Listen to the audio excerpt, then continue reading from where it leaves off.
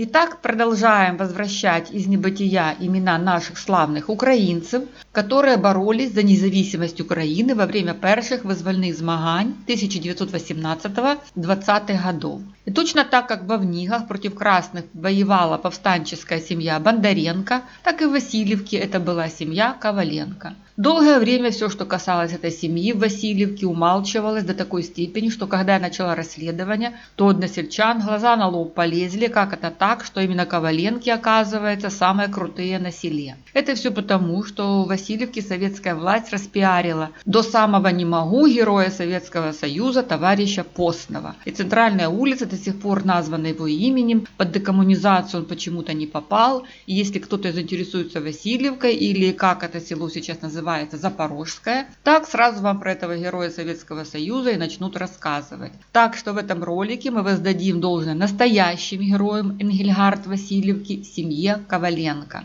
Члены этой семьи были трудолюбивыми, кебетными, социально активными и неравнодушными к тому, что творилось поза их хатой. Именно такие люди должны были возглавлять громаду и вести ее вперед к успеху и развитию.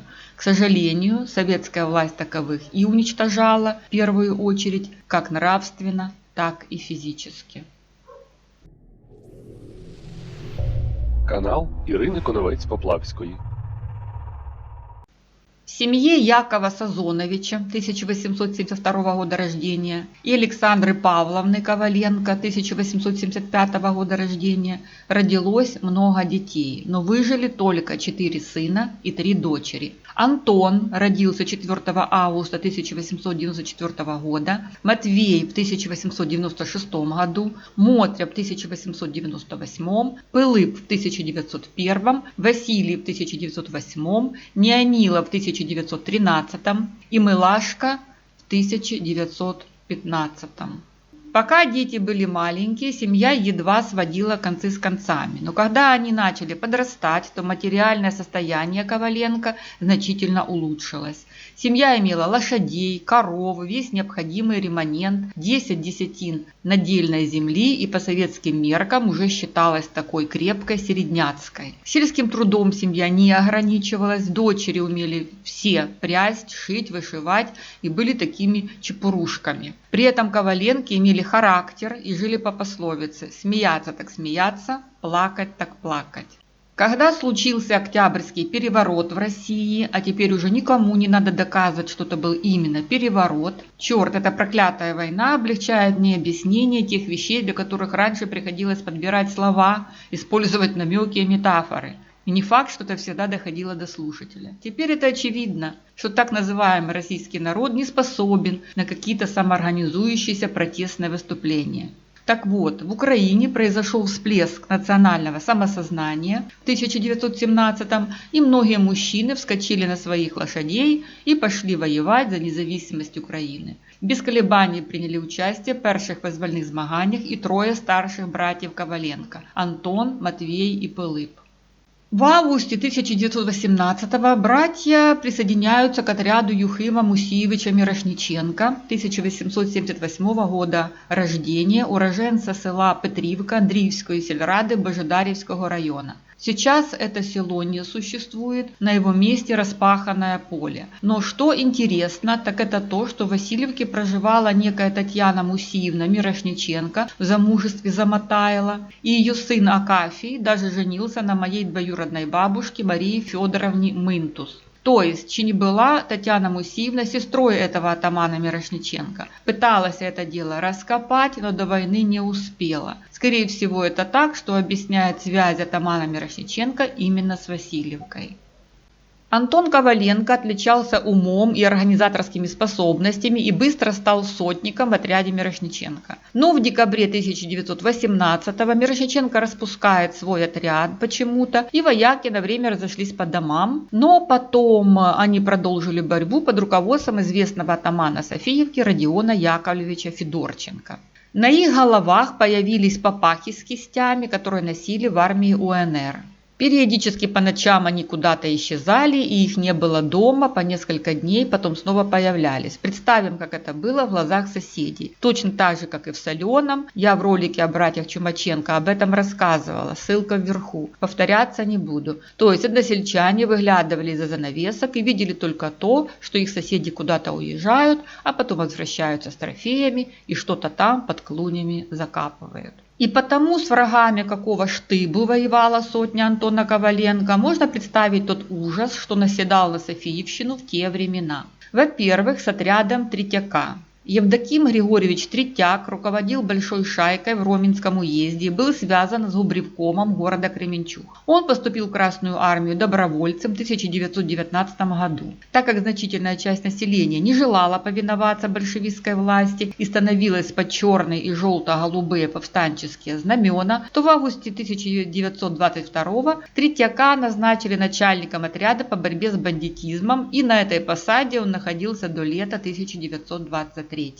Второй противник – это командир Горбенко, выступавший против УНР с декабря 1918 в районе станция Помощная. В начале мая 1919 Горбенко, помощник и ближайший единомышленник атамана Григорьева, и когда 21 мая григорьевцы потерпели поражение под Киевом, в тот же день Горбенко был расстрелян. Третий враг – это отряд генерал-губернатора, то есть екатеринославского большевика Василия Кузьмича Аверина. Помните, в Днепре улица такая была в Кайдаках? 30 декабря 1917 Аверин был избран председателем Екатеринославского революционного комитета. С июля 1919 он уполномоченный Совета обороны УССР и ЦК КПБУ по борьбе с контрреволюцией и бандитизмом, а в 1920-м председатель губернского исполнительного комитета.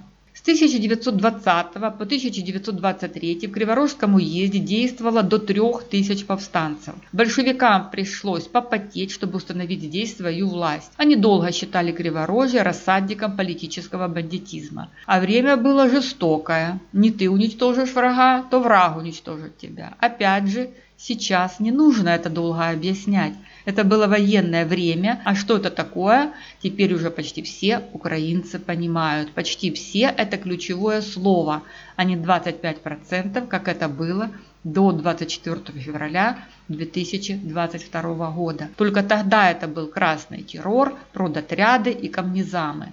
Большевики обманывали местное население популистскими, пустыми лозунгами типа «земля крестьянам», «хуже не будет» и так далее. И в то же время забирали у них хлеб и вывозили его поездами в Россию.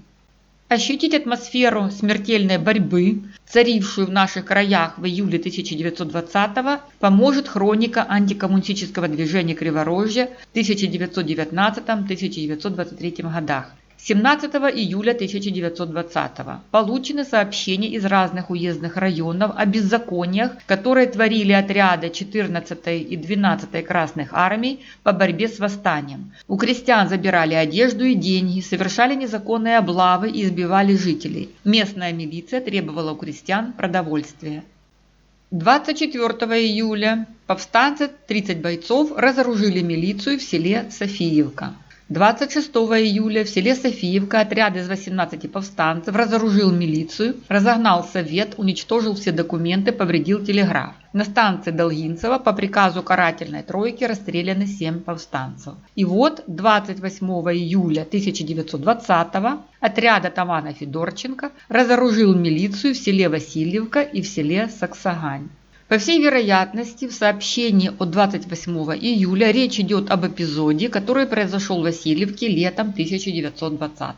Красная армия объявила тогда мобилизацию, однако далеко не все украинцы были согласны оставаться в ее рядах надолго. Можно только представить, на что рассчитывали красные милиционеры, если их аж 4 прибыло в Васильевку, чтобы арестовать там с десяток дезертиров. До этого они уже расстреляли беглеца Федора Андреевича Пилипенко, который скрывался от них и находился на нелегальном положении. На этот раз красноармейцы задержали Наума Петровича Дорожона, 1900 года рождения, и еще несколько ребят. Они привели их в дом Семена Ивановича Бондаренко и спокойно остались там на ночь. Глава сельсовета Архип Григорьевич Бондаренко, братья Коваленко, а с ними Лука Сергеевич Черный и его родной брат Гаврила не могли смотреть равнодушно, как их побратимов ведут на смерть какие-то додики. Ночью они обезоружили всех красноармейцев и на подводе отвезли их за село на бывшую помещичью усадьбу. Километр от Васильевки. Что это за усадьба, я так и не определила. Любимовка далеко. Местные предположили, что это или хутор Бугаевка, что возле Потоцкого,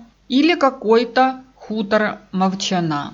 Юхим Мусиевич Руденко представил для этой операции своих лошадей. На хуторе красноармейцев кинули в старый колодец, а на другую ночь забросали камнями и засыпали. Наум Дорожон, Семен Бондаренко и другие васильевские ребята выжили и донесли до потомков детали этих событий. Во время немецко-советской войны 1941-1945 годов Наум Дорожон пропал без вести, а Семен Бондаренко погиб. Братья Коваленко воевали в армии УНР до последнего, то есть до сентября 1920-го, когда Федорченко пришлось пробираться на левый берег Днепра. И в ролике о братьях Бондаренко есть этот эпизод, ссылка вверху. Красные, наконец, победили. Братья Коваленко, вероятно, к Днепру не пошли, а вернулись домой и занялись хозяйством. Антон женился на Ярыне Ануфриевне Пилипенко. Что касается Пилипа, то по семейному преданию его брак с Веклой Дяченко произошел при таких обстоятельствах. Пилип нанялся на работу к зажиточному Михаилу Дяченко, но когда началась первая волна репрессий советской власти и крепкие господари стали выселять в Сибирь, то, чтобы спасти дочь, Михаил посоветовал ей выйти замуж за трудолюбивого Пилипа Коваленко, который тогда по статусу не подпадал под репрессии. После голода 1921 года коммунистам пришлось отступить от политики военного коммунизма, и для укрепления своего режима они объявили НЭП. Начался рост экономики, но вместе с тем комнизамовцы активно распродавали имущество селян, по продразверстке изымали хлеб, придирались к тем, кто принимал участие в повстанческом движении. ГПУ непрестанно дергала Антона, слишком уж харизматичной он был личностью. Сокамерник атамана Родиона Федорченко Иван Буркаленко рассказывал, что при встречах Федорченко всегда интересовался судьбой своих побратимов, а особенно Антона Коваленко, который до 1925 года 3-4 раза попадал в Допру, так назывался Дом принудительных работ города Днепропетровска. В конце 20-х годов селяне все еще были достаточно независимыми и упорно отказывались давать государству свой хлеб за копейки. И тут Сталин вспомнил, что пора воплотить завещание революционеров и укрепить свой режим в сельских районах. Началась печально известная всеобщая коллективизация. И вот в 1930-м в Васильевке начали организовывать коллективное хозяйство. Антон Коваленко к тому времени имел 2 лошадей, корову и 7 гектаров надельной земли. Делать нечего, и стиснув зубы, Коваленки вступили в колхоз. Антон сдал туда 2 лошади, брычку и посевной материал на 10 гектаров. Однако дело пошло криво. Селяне работали за жалкие подачки, которые выдавали 1 раз в конце года, поэтому вынуждены были питаться только за счет собственного огорода, где работали в свободное от работы время. Как тогда говорили, працювала 8 день, заробила трудодень. Пилип Коваленко кипел. В колхозе сколько ни работай, все равно ничего не получишь. Весь хлеб забирает государство, а колхозники остаются голые, босые и голодные. Разве это жизнь, когда последнюю рубашку снимают с колхозника? После опубликования 2 марта 1930 года в газете «Правда» статьи Сталина «Головокружение от успехов» начался массовый выход из колхозов. Селяне бросились разбирать свой реманент, и, конечно же, семья Коваленко приняла в этом активное участие. Их мама Александра Павловна не отставала и не раз организовывала волынки. Волынка – это форма протеста от слова «волынить». На свои рабочие места селяне выходили, но нарочно затягивали работу, то есть не надрывались на ней особо. В 1932-м жена Пилипа Векла Михайловна забрала из колхоза свою собственную лошадь и получила за это 3 года дальних лагерей за расхищение колхозного имущества. Домой она вернулась только в 1936-м. Впоследствии советская власть пришла в себя, и селян снова принудительно загнали в это колхозное иго, теперь уже надолго. Известно, что и одна из сестер Коваленко, Хысная Мотря Яковлевна тоже была репрессирована, впрочем, неизвестно за что. Возможно, за то же, что ее невестка Векла. Семью Мотри Яковлевны мне, к сожалению, не удалось найти. Демченко, в девичестве Демьяненко Анна Семеновна, так вспоминала те страшные времена, и я каким-то чудом успела записать ее воспоминания. В 1930 році була колективізація, а в 1932 році почався голод. А через що він почався? Через те, що по селах їздили, збирали, що в кого є. І горох забирали, пшеницю, борошно, і все в людей забирали. Але на транспорті не було голоду через те, що там була карточна система. Робочим давали 600 грам хліба на карточку, а на іждівенця 300 грам. То у нас було 4, і ми тим врятувалися. А по селу, звісно, люди голодували, бо їздили з червоним прапором на тарі, і оце вони заїжджали у кожний двір і вигрібали все, що було. Дехто приховував на городі, городи тоді не орались, бо тракторів не було. Пенсії тоді ніякої не виплачували, і люди тільки сподівались самі на себе. Працювали, як воли. Заможні люди йти в колгосп не хотіли, і їх розкуркулювали. Где-то в 1933 в результате несчастного случая погиб Матвей Яковлевич Коваленко. Поехал куда-то там за глиной, чтобы обмазать хату, и там его глиной той и привалило. С начала 30-х годов советские власти начали распространять облигации, чтобы латать ими свои финансовые дыры. Это был такой инструмент выкачивания денег от населения. Несмотря на пропагандируемую добровольность, уклониться от подписки на займ было практически невозможно. Отказ покупать облигации расценивался как враждебность к советскому строю. Пылып Коваленко отказался принимать в этом участие. «Советская власть собирается за наши деньги воевать», — говорил он. «Но как только начнется война, никакие займы не помогут, и против советской власти восстанет немало селян».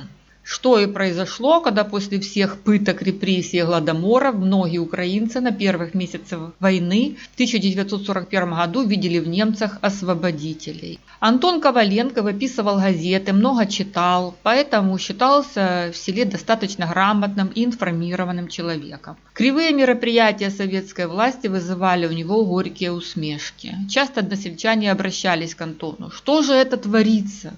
И тот объяснял: колхоз селян согнали силой, чтобы лучше обдирать их и издеваться над ними. И теперь сколько мы не работаем, а сидим голодные и ходим оборванные и босые. В 1933 правление исключило его из колхоза за спор с бригадиром, что было расценено как разлагательная работа и подрыв дисциплины.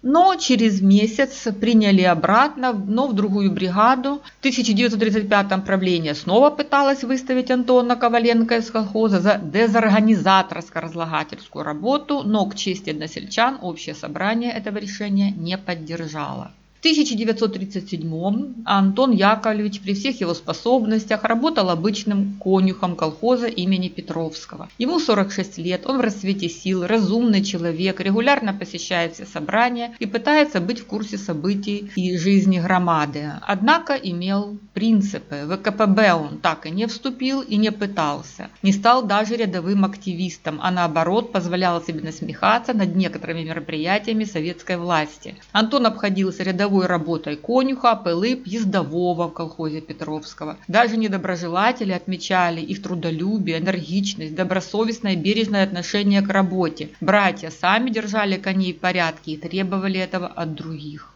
В 1937 Сталин включил свой репрессивный каток.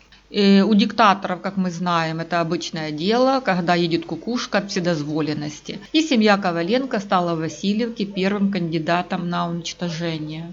27 сентября 1937 Антон Яковлевич был арестован, а 21 октября приговорен к расстрелу за участие в контрреволюционной деятельности. 13 ноября 1937 Антон Коваленко был расстрелян известным палачом Наумом Турбовским.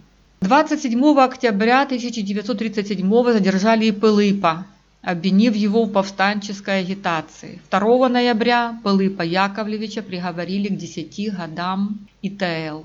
Детей их объявили детьми врагов народа, исключили из пионеров и комсомола. Дальнейшее образование в вузах стало для них невозможным. Ярина Ануфриевна происходила из зажиточной семьи Пилипенко. Чтобы выжить, она носила в Потоцкое свое приданое, всякую красивую одежду, платки и тому подобное, и там его распродавала. Также она возила свои вещи аж в Крым, а оттуда привозила тюльку, вялила и сушила ее в погребнику. Этим кормила семью. Со временем Софиевское НКВД дотянулось и до младшего Василия Коваленко. Парень просидел в допре более года, и 24 июня 1939 ему присудили 5 лет ИТЛ за пропаганду и агитацию против подписки на государственный займ. По кассационной жалобе Верховный суд УССР через месяц прекратил дело, и Василия отпустили домой.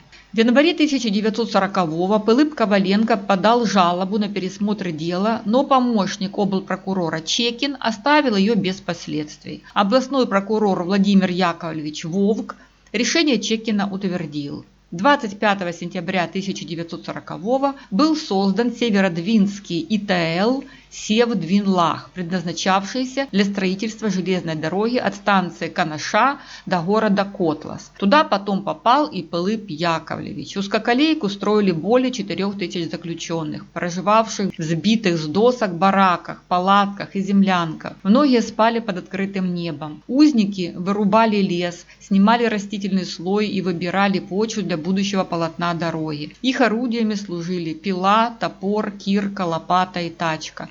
Промерзшая глинистая почва не поддавалась даже лому и кирке, и ее приходилось откалывать кусочками. Работали по 10 часов в день, а грелись у костра, который разжигали, чтобы прогреть землю. Норму выполнить было невозможно. Конвои администрации лагеря отгоняли узников от костра, ругали и даже избивали, заставляя работать. Из воспоминаний уже упомянутой нами Ганни Демченко. В 1939 році останніх розкуркулили, тих, хто не пішов в колгосп, забирали. Діда Гната Хисного, Коваленко Пилипа і його брата Антона забрали. Люсі Коваленко, батько. Навпроти Валери Малахатько, там була хата, наразі то вже все розпахали. То 7 чоловік з нашого села забрали, то повернувся лише дід Гнат Хисний, що жив коло гробків. А куди їх забирали, то невідомо, чи в Сибір, чи куди ще.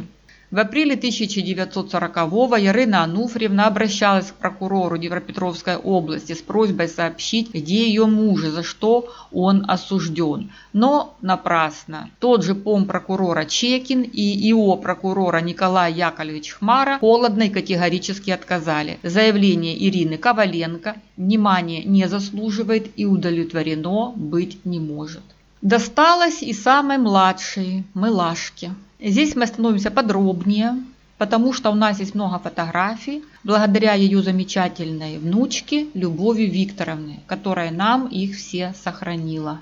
В начале 30-х годов Милашка Коваленко вышла замуж за Михаила Кондратовича Колесника, 1913 года рождения. Михаил Колесник был коммунистом со всеми вытекающими отсюда грустными последствиями. Вот его фото в Буденновке, что говорит о том, что он быстро принял сторону большевиков в свое время. Михаил принимал, скажем, мягко и активное участие в раскулачивании. 8 сентября 1934 у пары родилась дочь Ганна. В 1937 Николай Кондратович был головой Васильевской сельской рады, и опять же по службе ему приходилось давать характеристики на репрессированных, понятно, что нелестные. Милашка, как сестра врагов народа, внезапно стала неудобной женой. Вот фото 1937 года. Посмотрите на Милашку, на ее белоснежную вышитую блузочку, на эту квиточку, дочечку. Но когда в 1938 пара развелась, то Михаил Кондратович воспользовался своей властью и в судебном порядке отнял у нее дочь, обвинив Милашку во всех грехах. Нетрудно догадаться, что самым тяжким из ее грехов была причастность к семье врагов народа. Как пережила бедная Милашка, Все это не описать. Она даже хотела покончить с жизнью, но потом взяла себя в руки, вышла замуж за какого-то дроворуба и оставила себе его фамилию. Правда, с дроворубом что-то тоже не сложилось, и она покинула Васильевку и уехала в Днепропетровск. Там она устроилась на тяжелый труд в Юждом на ремонте и впоследствии получила комнатку в коммунальной квартире. Что до Михаила Кондратовича, то он сразу же завел себе другую семью.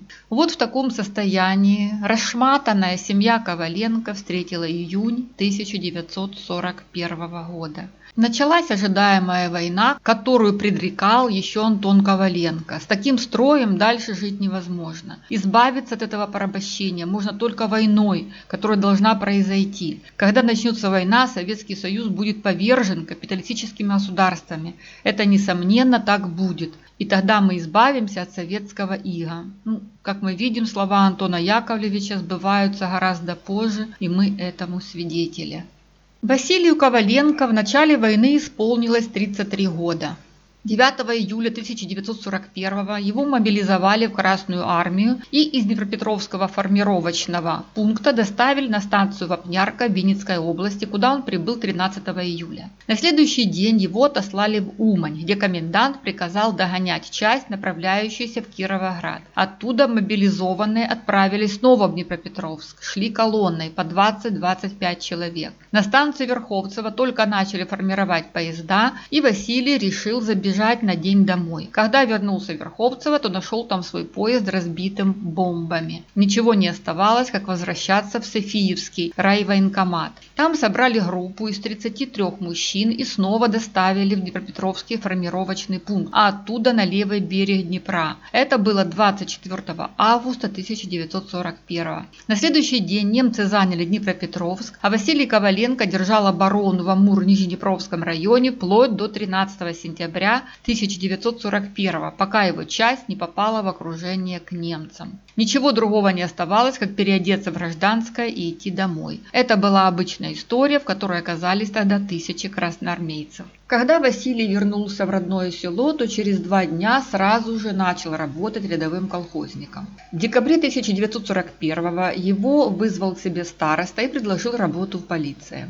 Пришлось согласиться. Из архивных данных вырисовывается такая картина. Немцы набирали в сельскую полицию из местных жителей. Тем, кто отказывался, угрожали лагерями или отправкой в Германию. Работа сельского полицейского – охранять важные объекты, следить за тем, чтобы в село не попали посторонние, партизаны или парашютисты, уничтожать советские листовки. Однажды дали задание собирать теплые вещи для немецкой армии. Но Васильевская полиция саботировала это поручение и неохотно его выполняла. Понятно, что это была неприятная процедура. Тогда им направили помощь из райцентра. Полицейский из Софиевки приехал с готовыми списками членов ВКПБ и их семей. И должна сказать, что картина эта была очень неприглядная. Коммунисты – это люди, которые были напрямую причастны к репрессиям, а значит убийствам, которые выгоняли из хат своих же односельчан. Это на базе их свидетельских показаний расстреляли Антона Коваленко и отправили в лагеря его брата Пылыпа. Но когда у членов семьи ВКПБ попросили всего лишь отдать какие-то фуфайки, то они считали это обидным и несправедливым по отношению к ним и вцеплялись в эти долбанные фуфайки, шапки и пальто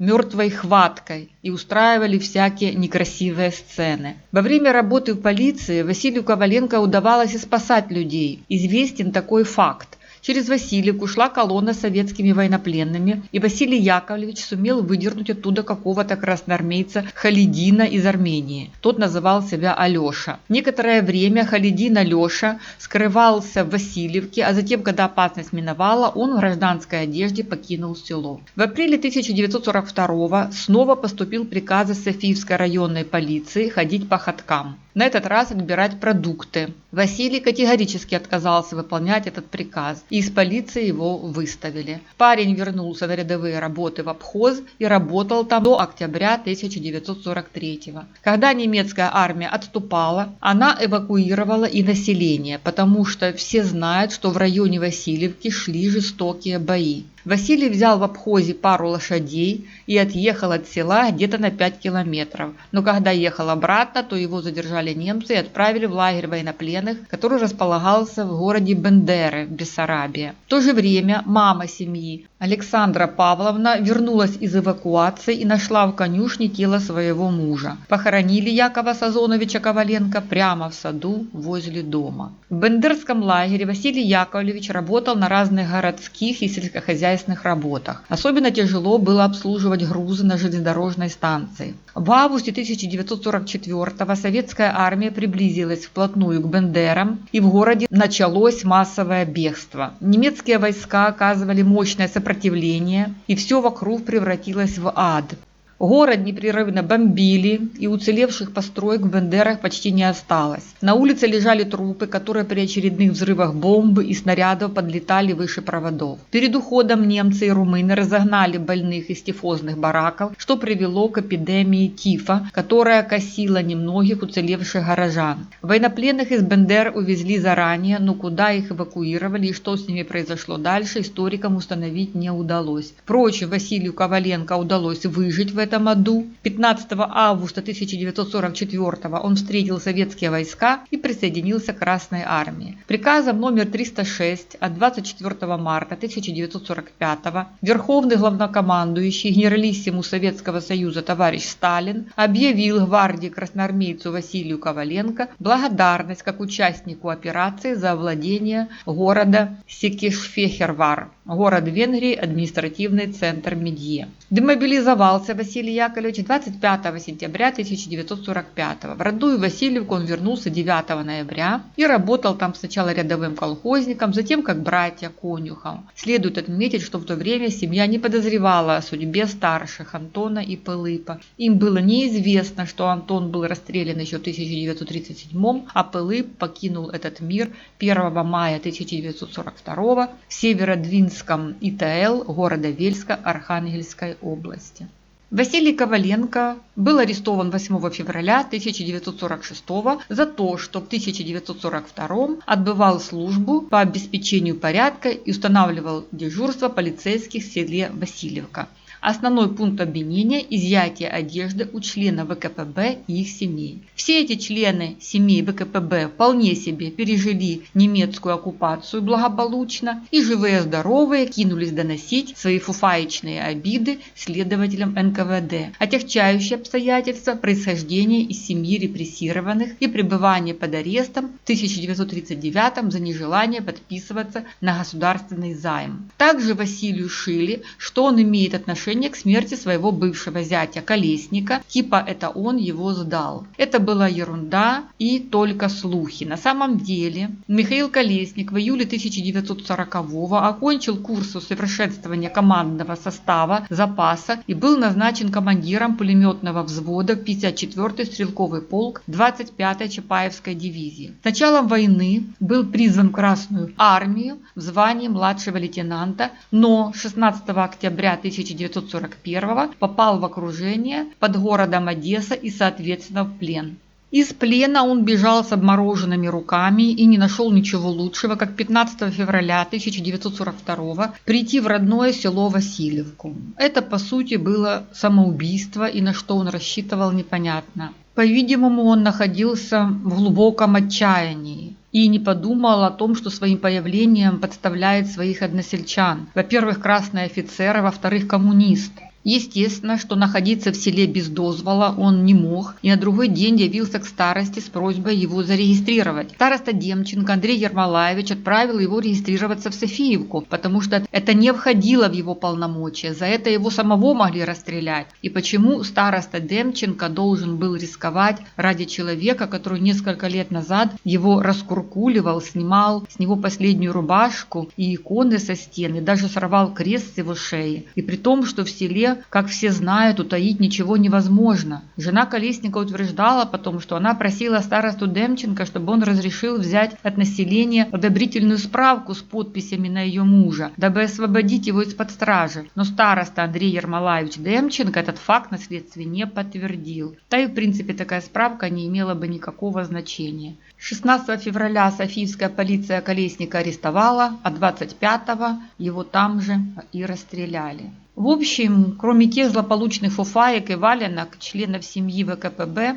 Василию Коваленко следователи ничего не смогли пришить касательно его полицейской службы. Председателем трибунала был некий майор юстиции Капелюх, а секретарем Зиновий Иоффе. Из очерков Дела Грамматика «Военные трибуналы за работой» мы узнаем, что Капелюх имел бурное революционное прошлое. Капелюх до войны работал на Украине в Белой церкви народным судьей. У него было бурное революционное прошлое, служил комендантом ЧК. Однажды во время нашего излияния по случаю советского праздника он признался, что ему нередко снятся его жертвы. Неудивительно, ведь комендант лично расстреливал осужденных. Зиновию Яковлевичу Иоффе было 26, но имел уже трагичный жизненный опыт. В Павлограде фашисты убили его любимую. Зяма был честный и ортодоксальный марксист, глубоко верящий в Сталина и всемирно-историческую миссию мирового пролетариата. Конец цитаты. Вот эти товарищи приговорили нашего Василия Коваленко к 10 годам лишения свободы в ИТЛ за фуфайки, плен, госзайм и репрессированных братьев.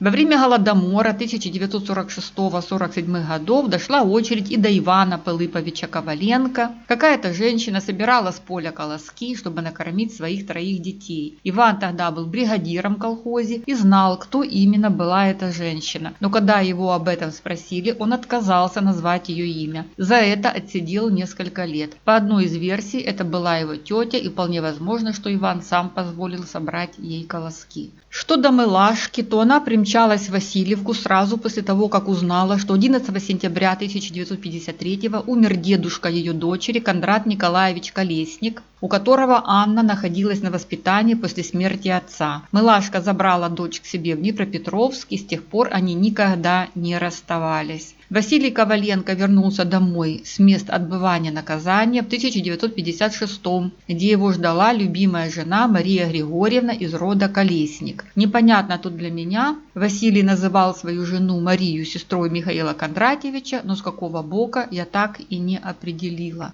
Итак, Василий Яковлевич устроился в колхоз плотником и остался в памяти односельчан как мудрый, справедливый, спокойный и скромный человек. Однажды только взорвался, когда какой-то придурок назвал его полицаем. Пришлось дать в морду. В 70-х годах Халидин Алеша приезжал в Васильевку погостить на пару недель и рассказывал подробности того, как Василий Яковлевич спас в 1942 его жизнь. Это фото дала мне внучка Василия Татьяна Васецкая. Здесь этот Халидин Алеша с семьей, на обратной стороне мы видим подпись 20 июля 1965 года. После разоблачения культа личности Сталина в Украине начались проверки дел, сфабрикованных в 1937-1938 годах на предмет реабилитации. Реабилитация – это важный инструмент, дающий право несправедливо осужденным лицам восстановить свою репутацию и доброе имя. Дела политических репрессированных не просто пересматривались, прокуроры областей вносили в президиумы областных судов протесты на незаконное постановление троек, а суды признавали эти постановления незаконными и отменяли их. На этой волне двоюродные братья Григорий Антонович и Федор Пилипович Коваленко в 1961 обратились к КГБ с просьбой пересмотреть дела родителей и реабилитировать их. Дело Антона Яковлевича попало к капитану КГБ Михаилу Антоновичу Шконде. Это сослуживец Стултыка, о котором мы упоминали в ролике о братьях Чумаченко и Солонянщины. Ссылка вверху. Шконда также занимался делом известного днепропетровского диссидента Ивана Сокульского. Так вот, проверка была проведена, и результаты ее утверждал помощник прокурора области Марк Архипович Бедрик, который пришел к выводу, что Коваленко осужден правильно и нет основания для изменения приговора на предмет его реабилитации. Проверку же по делу Пилипа Яковлевича производил другой человек, майор Шуваев. По ее результатам прокурор области Иван Ильич Гром подал протест на решение тройки, а председатель президиума Днепропетровского областного суда Яворский этот протест удовлетворил. В 1963 году в возрасте 88 лет умерла мама семьи Коваленко Александра Павловна. На фото мы видим ее в окружении своей семьи. Слева направо невестка Мария Григорьевна Коваленко, зять Михайло Ларивонович Хисный, дочка Мотря и внучка Лидия Васильевна Дяченко. Через 4 года ушла из жизни и жена Пилипа Векла Михайловна. Ее фото так, к сожалению, не сбереглось.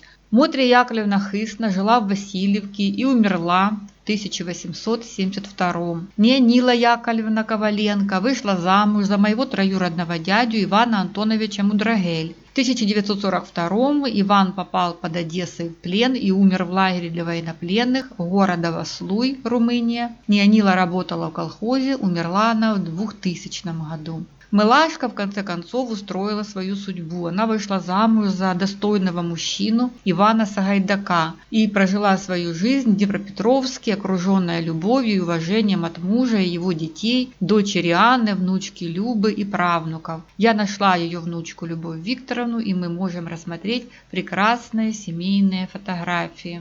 Здесь Милашка с сестрой Мотрей и мамой Александрой Павловной. А это такой редикюль, сумочка Милашки. Я ее сфотографировала, не могла оторвать взгляд от такого артефакта. Это фотографии ее дочери Анны в замужестве Байдак. Умерла Анна в 2017 году. Жена сотника армии УНР Антона Коваленко Ярина Ануфриевна умерла в 1974 году. На протяжении всей ее жизни портрет мужа висел в хате на стене. Реабилитировали Антона Коваленко только во время Горбачевской перестройки в 1989, когда Верховный Совет СССР издал указ о дополнительных мерах по восстановлению справедливости в отношении жертв репрессий, которые имели место в период 30-х, 40-х и начале 50-х годов. Подписал заключение о реабилитации все тот же непотопляемый старший помощник прокурора области Марк Бедрик. На фото их дети Людмила и Григорий.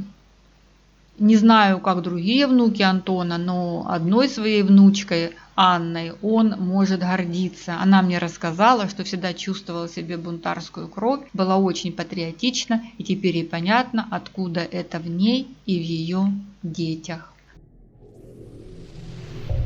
Канал Ірини Коновець-Поплавської. А это фото Василия Коваленко. Здесь он с племянником Николаем Хисным. Василий Яковлевич ушел из жизни в июле 1992, так что еще успел увидеть, как на базе колхозов начали создаваться КСП. В 1998 и его дело пересматривалось, но прокурор Серков себя не обременял. На 8-м году, после провозглашения независимости Украины, он переписал приговор чекиста Капелюха, тщательно перечислил все эти гребаные пальто, шапки и фуфайки, отнятые зимой 1941-1942 у члена ВКПБ, и заключил, что оснований для реабилитации нет. При этом прокуратура не предприняла никаких шагов по поиску родных. Обращений по делу нет, место жительства заинтересованных лиц не установлено. При этом его дочь Лидия Васильевна Демченко все время жила в Васильевке и никуда не выезжала. В августе 2020-го внуки Василия Яковлевича обратились в комиссию по реабилитации с просьбой еще раз пересмотреть дело их деда. Потому что это несправедливо, что за какие-то паршивые фуфайки, изъятые у члена ВКПБ, такой человек, как Василий Яковлевич, должен оставаться нереабилитированным. И вот 25 сентября 2020-го региональная комиссия по реабилитации при Днепропетровской областной государственной администрации под председательством нашего замечательного правозащитника Ивана Евгеньевича Дремлюги на предварительном рассмотрении после обработки и исследования материалов дела и других доказательств единогласно проголосовала за представление Национальной комиссии обоснованных предложений о возможности признания Коваленко Василия Яковлевича реабилитированным. Однако выводы Национальной комиссии шокировали, и не только меня. Иван Евгеньевич тоже долго не мог прийти в себя. На засіданні номер 18 від 22 вересня 2021 року комісія вирішила, Через відсутність підстав, передбачених Законом України про реабілітацію жертв репресій комуністичного тоталітарного режиму 1919-1991 років для визнання особи реабілітованою, комісія вирішила відмовити у наданні статусу реабілітованого наступним особам, серед яких і Коваленко Василь Якович. Я написала председателю комиссии Роману Подкуру неофициально по e-mail письмо с просьбой объяснить, что это было. И он мне ответил, за что ему респект. Как я поняла, проблема в том, что боятся открывать клапан для всех коллаборационистов, включая донбасских. И здесь я вижу большую ошибку. Ассоциация с ситуацией на Донбассе. Но сравнение с Донбассом настолько некорректное, что даже не знаю, нужно ли это объяснять. На Донбассе были открыты границы, кто хотел, тот уехал. Во время немецко-советской войны же через фронт было убежать практически невозможно. Во-вторых, параллель эта очень опасная и даже недопустимая. До 24 февраля 2022 года мало кому доходило, что с точки зрения независимой Украины советский режим АК сталинский сменил немецкий режим АК гитлеровский. Если представить, что Коваленко и другие такие вот, не совершившие тяжких преступлений, сельские полицейские были коллаборационистами в 1942, то это значит, в сентябре 2021 Национальная комиссия по реабилитации признала советский сталинский режим вполне себе легитимным. А все потому, что в Украине коммунистический режим оккупации так и не признали. А что такое тогда были вызвольные змагання? С кем тогда воевали атаманы Федорченко, Пестушка, Милашко и так далее? И если рассуждать таким образом, то это значит, что и на оккупированном Донбассе в 2014 году тоже произошла смена режимов. Вот к чему привела нерешительность украинской власти. У Порошенко просто руки до этого не дошли, потому что он был занят армией, и если бы ему удалось завершить ее укрепление, то не было бы и острой фазы войны, то, что происходит сейчас. Все остальные президенты, понятно, что не ставили себе такой цели, потому что боялись затронуть НКВДистов, и они так и остались легитимными и сохранили себе свои ордена и медали. Для справки, Совет Европы в своих резолюциях охарактеризовал процесс вхождения прибалтийских государств в состав СССР как оккупацию, насильственное включение в состав страны и аннексию. Еще в 1983 Европейский парламент осудил эту оккупацию и в дальнейшем, в 2007 использовал в этом отношении такие понятия, как оккупация и незаконная инкорпорация. Таким образом, наши сельские полицейские, не совершившие тяжких преступлений, такие как Василий Коваленко, остаются нереабилитированными, то есть как бы виноватыми перед украинской нацией за то, что отобрали ту проклятую фуфайку у члена ВКПБ. Абсурд. Но как сумлинный краезнавец проблему я обозначила и оставляю потомка довести это дело до конца. Вот и вся история о семье Коваленко из Энгельгард-Васильевки. Осталось добавить, что хата их была в центре села, на той стороне, где школа, чуть дальше от Старостата в сторону Братского. Мне показывали это место, оно сейчас заросло бурьянами. Хотелось бы, чтобы хоть табличку на этом месте поставили в память о семье, которая делала все, чтобы не передавать проблемы следующим поколениям. И не их вина, что у них это не получилось. Запомните, история имеет сослагательное наклонение, прошлое не имеет.